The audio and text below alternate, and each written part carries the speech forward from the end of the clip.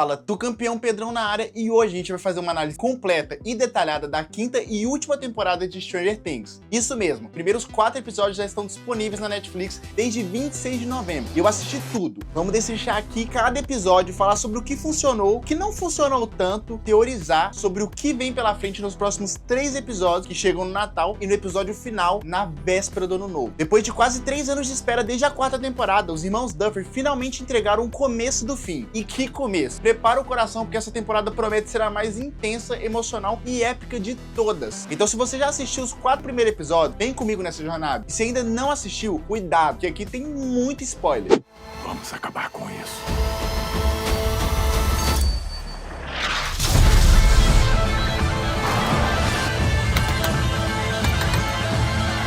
Episódio 1, Missão de Resgate. O primeiro episódio nos joga de volta para Hawkins, mas não a Hawkins que conhecíamos. Já se passaram 584 dias desde o final catastrófico da 4ª temporada. A cidade virou uma zona militarizada, cercada por arame farpado, com checkpoints em cada esquina e soldados patrulhando as ruas o tempo todo. A fenda para o mundo invertido que se abriu quando Max morreu brevemente deixou uma cicatriz permanente na paisagem e na alma da cidade. Max continua em coma. Vecna desapareceu misteriosamente após a sua derrota parcial. E nossos heróis, eles estão tentando manter uma rotina, mas a inocência se foi. Mike, Lucas, Will e Dustin ainda vão para a escola, mas agora atuam como uma unidade de apoio para os mais velhos. A base de operação do grupo é a estação de rádio WSQK, um local isolado com uma torre de transmissão poderosa. Nance, Steve, Jonathan e Robin formam um núcleo de inteligência, usando os equipamentos para coordenar as missões secretas de Hopper ao mundo invertido. Hopper virou um batedor relutante, entrando no território inimigo para buscar qualquer sinal do Vecna. O grande destaque emocional do episódio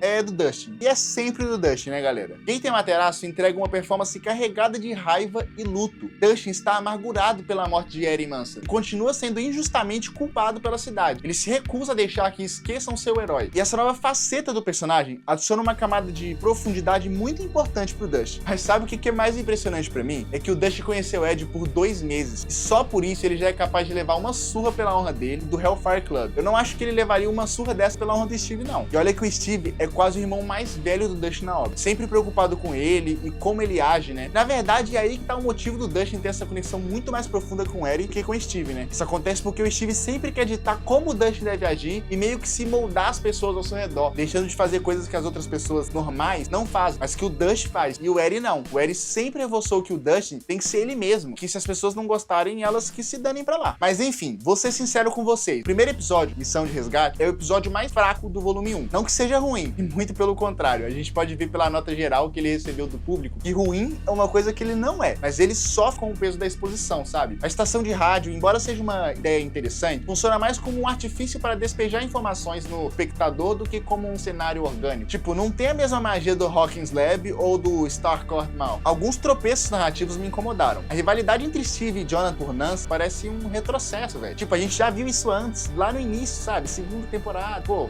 chega. Depois de tudo que passaram, ver os dois agindo como adolescentes inseguros soa meio forçado e cansativo demais. A dinâmica entre Eleven e Hopper também regride. Eleven virou uma máquina de treinamento obsessiva e Hopper voltou a ser o pai superprotetor ao extremo. Parece que esqueceram o crescimento que tiveram juntos, mas nem tudo é negativo. O salto temporal, quase 2 anos, foi uma escolha corajosa e muito necessária. Ele permite que os personagens processem o trauma e estabelece um novo nível de tensão no ar. A Hawkins militarizada é meio que muito poderoso de ver, sabe? Em um momento, o cientista maluco lá, ele até fala, pô, que Hawkins, ele só não tá sendo mais vigiada do que a Casa Branca, o Pentágono e a Área 51, não é? Então, o bagulho tá feio lá, velho. O episódio termina com um gancho fraco, mais focado em estabelecer as peças do tabuleiro do que em criar suspense imediato. É um começo lento, quase que rastejando, mas necessário para o que vem a seguir. Estão dentro? Quero ver o coração do Vecna numa bandeja. No 3, matar o Vecna. 1, 2, 3. Matar o Vecna!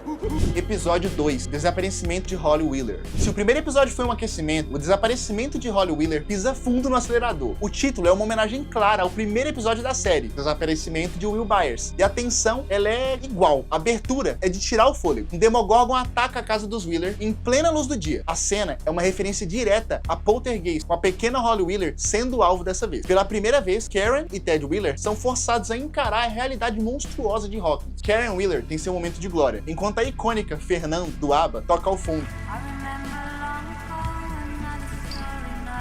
ela estava bebendo vinho, Ted jogando golfe. O Demogorgon invade a casa. A Holly tenta avisar a mãe que já está mais pra lá do que pra cá com os copos de vinho que ela estava tomando, e de início ela não acredita, mas foi só de início mesmo, porque logo depois o Demogorgon chegou fazendo barulho e estrago na casa toda. O pai dela estava jogando golfe no lado de fora da casa, mas escuta o caos lá dentro da sua casa. O Demogorgon já está dentro do quarto delas. Elas vão para o banheiro e Karen esconde Holly na banheira com bolhas. Quando o monstro vai encontrá-las, Ted chama a atenção do bichão e é ferido gravemente enquanto as duas tentam fugir, mas não adianta nada. O Demogorgon encontra as duas e é aí que acontece uma das cenas mais fodas de toda essa temporada. A mãe da Holly ataca um monstrão com a garrafa quebrada de vinho que ela estava bebendo. É um momento que redefine a personagem no meu conceito, pelo menos, mostrando que ela é muito mais do que a gente viu nas últimas temporadas.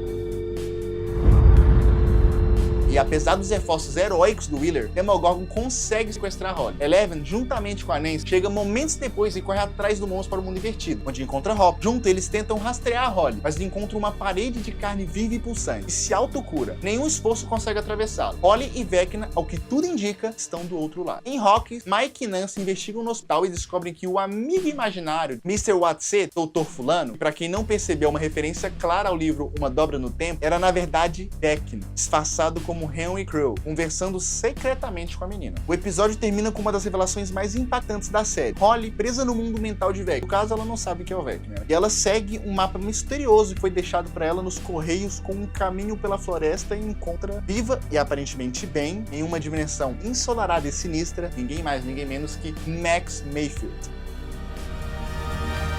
Oi. E esse é o Stranger Things que a gente ama. O desaparecimento de Holly Wheeler é um acerto em cheio. A decisão de colocar Holly, uma personagem até então despercebida por nós na série, no centro do perigo é genial. Isso não apenas aumenta as apostas emocionais, mas conecta a trama diretamente à primeira temporada, fechando assim um ciclo. A cena do ataque na casa Wheeler é simplesmente espetacular. E a justaposição de terror e banalidade suburbana, o ABBA tocando, o vinho, o golfe, é brilhante. Karen Wheeler finalmente tem seu momento e o cara Buono entrega uma performance memorável. A dinâmica entre Will e Robin é bem legal. Robin, com sua confiança e independência, torna a confidente que o Will precisava. Uma amizade inesperada que funciona perfeitamente. E a forma como o episódio aborda sutilmente a sexualidade de Will, com Robin ajudando a explorar seus sentimentos, é sensível e muito importante. E o retorno de Max? Uau, véi! Série 5 está de volta e as perguntas são muitas. Como ela sobreviveu? Onde ela está exatamente? Como ela pode ajudar a Holly? Esse é o tipo de gancho que nos deixa contando segundos para o próximo episódio. E se eu estivesse vendo pelos olhos da próxima vítima do Vecna, a vítima que ele estava espreitando, ou seja, eu estava vendo pelos Olhos da Holly. Mas se for verdade, quer dizer que... E eu era ele. Eu era o Vecna. Episódio 3, A Armadilha. Com a lenda Frank Darabont no comando, o terceiro episódio, A Armadilha, eleva o nível de ação e de suspense. A influência de Darabont é sentida em cada cena, desde os elementos de época até as sequências de ação no estilo Comando no mundo invertido. No mundo invertido, por sinal, Eleven e Hopper são atacados por soldados equipados com um dispositivo chamado Hedgehog, do ouriço, que age como uma kryptonita para Eleven, paralisando ela instantaneamente. Após Hopper destruir o satélite, Eleven consegue derrotar os soldados. Eles capturam um operativo e, usando seus poderes telepáticos de uma forma brutal, temos por assim dizer, né? Eleven extrai informações da Dra. Kay, a nova e sinistra figura militar. E ela está escondendo algo em um cofre fortemente guardado em sua base no mundo invertido. Em Hawkins, Will usa sua conexão psíquica para descobrir que a próxima vítima de Vecna é Derek Turnbull, valentão da escola de Holly. O grupo bola um plano completamente insano: sequestrar a família inteira de Derek, transformar a casa deles em uma armadilha mortal no estilo Esqueceram de Mim, capturar o Demogorgon, marcá-lo com um rastreador e segui-lo até a Holly. Para executar o plano, eles recrutam a Erica Sinclair, que se infiltra na casa dos Turnbull com uma torta batizada. A maior parte da família come a torta e desmaia. A gangue então prepara a casa para a destruição com armadilhas dignas de Kevin McAllister. Steve ganha sua nova arma característica, uma motosserra. Demogorgon aparece convenientemente quando todos estão prontos. Nancy atira o rastreador nele. Agora!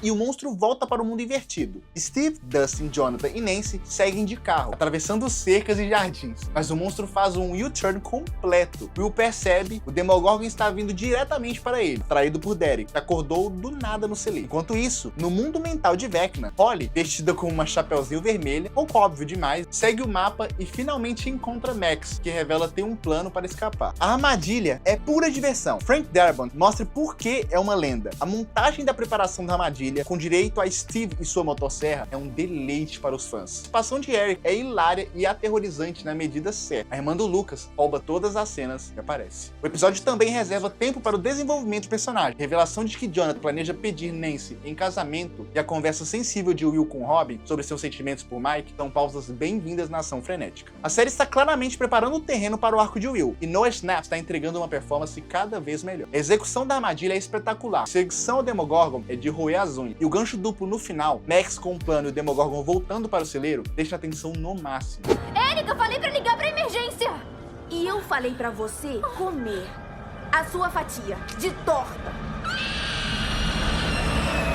Episódio 4, Feiticeiro. Feiticeiro é o episódio final do volume 1, e os irmãos Duffer entregam um episódio que é, ao mesmo tempo, uma carta de amor aos clássicos dos anos 80 e um dos momentos mais épicos e chocantes de toda a série. O episódio retorna exatamente onde o anterior parou. A luta no celeiro é brutal. Joyce defende o grupo com o machado, ou foi o Will usando seus poderes inconscientemente? Steve, em um ato de loucura, segue o Demogorgon para o mundo invertido com seu carro, apenas para bater na mesma parede de carne. Will pinta um mural gigante na parede do celeiro, representando o lugar no mundo invertido onde Vecna levou Holly. Ele intui que Vecna está procurando um total de 12 crianças para criar seu mainframe maligno e remodelar o mundo. No mundo mental, Max explica para Holly: uma memória que existe dentro do mundo de 1000 memórias, este mundo é uma prisão de Henry. Max ficou presa depois que morreu e voltou à vida na 4ª temporada. Ela descobriu um porto seguro, uma caverna de pedra, que representa uma memória da qual Vecna tem medo. Com Holly lá, Max tem um plano para extrair ambas. No mundo invertido, Hopper e Eleven invadem a base da Dra. K. Hop, em um momento único, revela estar usando um colete-bomba sob a jaqueta. Ele planeja se sacrificar para destruir Vecna, mas quando eles abrem o cofre, não encontram Vecna. Eles encontram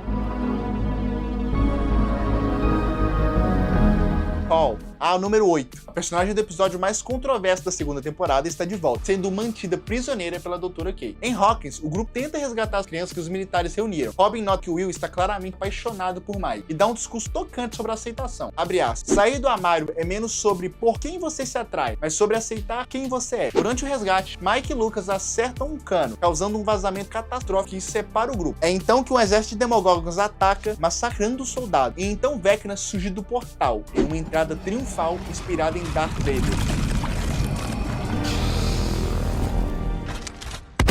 Ele ignora as balas e vai direto para Will. Vecna revela seu plano e diz a Will que sua mente pertence ao mundo invertido. Os Demogorgons arrastam as crianças tão prestes a matar Robin, Lucas e Mike. O discurso de Robin ecoa na mente de Will. Ele finalmente aceita quem ele é. Com um simples gesto, Will congela todos os Demogorgons. Seus olhos ficam vidrados. Ele dizima os monstros com telecinese. No nível da Eleven, um momento de glória para o personagem. Para o público, Noah Schnapp entrega a performance da sua vida. Feiticeiro é um final de volume perfeito. Ele responde algumas perguntas, mas cria muitas outras. O retorno de Call é uma aposta arriscada, mas necessária para redimir aquele episódio da 2ª temporada. Linda Hamilton como Dra. K é uma adição incrível, e seu papel ainda é um mistério. Mas o verdadeiro destaque dessa temporada fica pro Will Byers. Não tem como, gente. Depois de 4 temporadas e meia sendo a vítima, ele finalmente se torna um herói. Sua jornada de aceitação de sua sexualidade está ligada ao despertar de seus poderes. É uma mensagem poderosa. A verdadeira força vem de aceitar quem você realmente é. A sequência final é de tirar o fôlego. A escala cinematográfica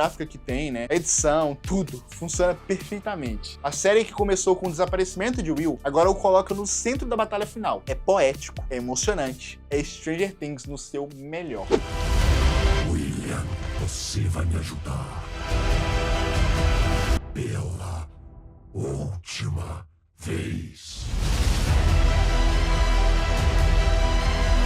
E o que a gente pode dizer que funcionou? A evolução dos personagens, né? Will finalmente sai da sombra, Dustin mostra profundidade emocional, Max retorna de forma inteligente, Karen Wheeler tem seu momento herói, cada personagem tem espaço para brilhar. O segundo ponto que funcionou bem foi a direção estética. Visualmente a temporada ela é deslumbrante, a Hawkins militarizada ficou muito legal, o mundo invertido está cada vez mais detalhado e assustador. Frank Darabont entrega sempre episódios bem cinematográficos. Número 3, outro ponto muito bom, performance. Gaten Matarazzo, Noah Schnapp, Série Sync, Cara Bono, todos entregam performances memoráveis. O elenco jovem cresceu e isso reflete na tela. Quarto ponto que melhorou muito foi os temas de identidade e aceitação. Trauma, luto. A temporada não tem medo de abordar temas pesados de forma madura e sensível. E agora vamos pro que não funcionou. Número 1. A exposição pesada no episódio 1, sabe? A estação de rádio funciona mais como um artifício narrativo do que como cenário. Pensa bem. Número 2. Regressão de algumas dinâmicas. A rivalidade entre Steve e Jonathan é cansativa. A superproteção do Hopper e Joyce já foi explorada demais. Número 3. Conveniências de roteiro, sabe? Timing perfeito dos ataques do Demogorgon e algumas coincidências podem tirar alguns espectadores da imersão. Mas é só isso, velho. Temporada fantástica. Definitivamente uma das minhas favoritas. E agora vem a parte mais divertida, né? Teorizar. Com base nos ganchos deixados, vamos tentar prever o que vem pela frente? Ó, o episódio 5, 6 e 7, né? Episódio 5, tratamento de choque, né? O nome dele. Episódio 6, a fuga de Camazotz. Episódio 7, a ponte. Teoria 1. Aliança das irmãs Eleven e Cole. O reencontro de Eleven e Cole não pode ser apenas fanservice. Acredito que o episódio 5 será focado na fuga delas da base da Dra. Kate. Kali, com seus poderes de ilusão, é a arma perfeita contra o vilão que manipula a mente. Imagina a cena. Eleven usando telecinese enquanto Kali cria ilusões para enganar os soldados. Seria espetacular. Kali pode ensinar Eleven a controlar melhor suas projeções mentais, talvez até entrar no Mindscape do Vecna de forma mais segura. A grande questão, Kali é confiável? Eu acho que sim. Ela pode ter métodos questionáveis, mas seu ódio pelo sistema que a criou, ele é de verdade. Juntas, elas podem ser a força que faltava. Teoria número 2. O resgate de Max e a fraqueza do Vecna. Max está presa, mas ela tem um plano, e ela sabe da fraqueza de Vecna, a caverna de pedra. Acredito que o grupo em Hawkins usará a conexão de Will para encontrar sua memória no mundo mental de Vecna. O resgate de Max não será físico, mas psíquico. Eles precisarão entrar na mente de Vecna para tirá-la de lá. O episódio 6, a fuga de Kenzan, referência a uma dobra no tempo, provavelmente será exatamente isso. A minha teoria sobre a caverna, ela representa o momento em que Harry Creel, ainda criança, descobriu seus poderes e acidentalmente matou alguém que amava, ou foi humilhado de forma traumática. É a única memória sobre o qual ele não tem controle, seu ponto de vulnerabilidade. Teoria 3, Will, o feiticeiro. O despertar de Will é o maior game changer da temporada. No volume 2, veremos ele aprendendo a controlar seus poderes. Acredito que ele será treinado por Eleven e Kali, formando um trio de super-humanos. Mas a dúvida permanece, ele está realmente no controle? Ou Vecna está permitindo que ele acredite que está? Minha aposta é que Will é uma arma contra o Vecna, mas com um custo. Sua conexão com o mundo invertido é uma via de mão dupla. Quanto mais ele usa seus poderes, mais vulnerável ele se torna. Episódio número 7. A ponte pode ser literal e metafórica. Will é a ponte entre os dois mundos, e essa ponte pode ser a chave para a vitória ou para a destruição total. O episódio final, o mundo direito. O episódio final, com mais de 2 horas, será a batalha que esperamos por 9 anos. Como toda boa história, a vitória terá um preço. Teoria número 1, o sacrifício final. Stranger Things nunca teve medo de matar personagens queridos. Na batalha final, alguém importante terá que se sacrificar. Isso é fato, galera. Os candidatos para mim são Hopper, ele já estava pronto para se sacrificar no episódio 4. Seria poético ele dar a vida para salvar Eleven e as crianças. Steve, o pai do grupo, seu sacrifício seria heróico e devastador. Eleven, para destruir Vecna, fechar o portal para sempre, ela talvez precise se sacrificar. Will, para destruir Vecna, Will pode precisar destruir a si mesmo, já que a conexão entre eles é tão profunda. Teoria 2, a destruição do mundo invertido. Não basta derrotar a Vecna, para que o mundo esteja seguro, o mundo invertido precisa ser destruído. Acredito que o plano final envolverá uma ação coordenada em 2 frentes. Batalha física em Hawkins contra as criaturas de Vecna, batalha psíquica na mente do vilão, liderada por Eleven, Will, Kali. A destruição do mundo invertido terá consequências. Talvez a energia liberada altere a realidade, ou feche a porta para sempre, mas há um custo terrível. O final não será 100% feliz, haverá perda. Teoria número 3, futuro dos personagens. Eleven, se sobreviver, ela finalmente terá a chance de viver uma vida normal. Talvez perca seus poderes, como símbolo de libertação. Will, livre de Vecna, poderá explorar sua identidade sem medo. Nancy escolherá a si mesma, focando em sua carreira como jornalista. Steve, sobreviver, encontrará a felicidade, talvez com outra pessoa. Gus, Lucas e Erika são futuro de Hawkins, próxima geração. O volume 1 de Stranger Things, sim, nos deu muito material para trabalhar. Apesar de um começo lento, a temporada rapidamente encontra seu ritmo e entrega momentos de puro terror, ação e emoção. O retorno de Max, a revelação de Kali e, acima de tudo, a ascensão do Will como uma nova força criam uma base sólida para o final épico. A série sempre foi sobre amizade, coragem e aceitar quem você é. E nessa temporada final, esses temas estão mais presentes do que nunca. Will, Dustin, Max e Eleven, todos estão enfrentando seus demônios e encontram força uns nos outros. O volume 2 chega no Natal, 25 de dezembro, né? E o episódio final na véspera do Ano Novo, 31 de dezembro. A espera vai ser longa, mas vai valer a pena. Os irmãos Duffer têm uma tarefa difícil, entregar uma conclusão satisfatória para uma das séries mais icônicas de todos os tempos.